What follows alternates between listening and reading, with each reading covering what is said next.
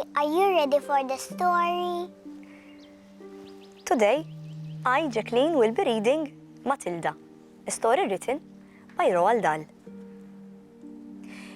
It's a funny thing about parents. Even when their own child is the most disgusting little blister you could ever imagine, they still think that they are wonderful. Some parents go further. They become so blinded by adoration, they manage to convince themselves that their child has qualities of genius.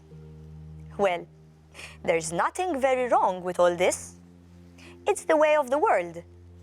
It is only when parents begin telling us about the brilliance of their own revolting offspring that we start shouting, "Bring us a basin, we're going to be sick."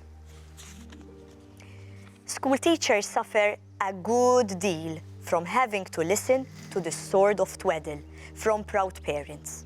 But they usually get their own back when the time comes to write the end of term reports. If I were a teacher, I would cook up some real scorchers for the children of doting parents. "Your son, Maximilian," I would write, "is a total washout. I hope you have a family business you can push him into when he leaves school, because he sure as heck won't get a job anywhere else." Or, if I were feeling lyrical that day, I might write, "It is a curious truth that grasshoppers have their hearing organs in the sides of the abdomen. Judging by what your daughter Vanessa has learned this term, the fact alone is more interesting than anything I have taught her in the classroom."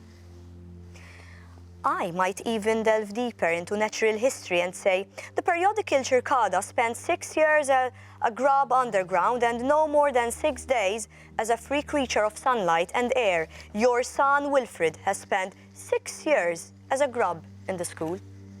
And we are still waiting for him to emerge from the chrysalis. A particularly poisonous little girl might sting me into saying, "Fiona has the same glacial beauty as an iceberg, but unlike the iceberg, she has absolutely nothing below the surface."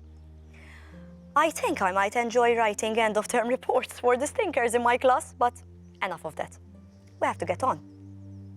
Occasionally, one comes across parents who take the opposite line, who show no interest at all in their children.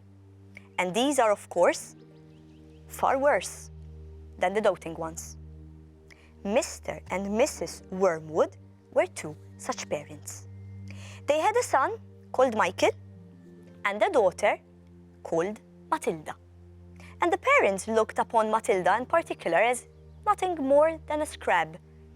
A scab is something you have to put up with until the time comes when you can pick it off and flick it away.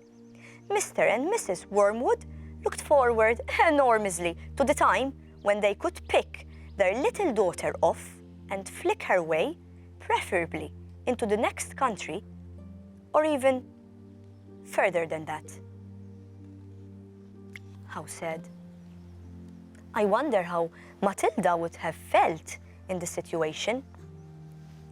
But maybe Matilda is on her way for success.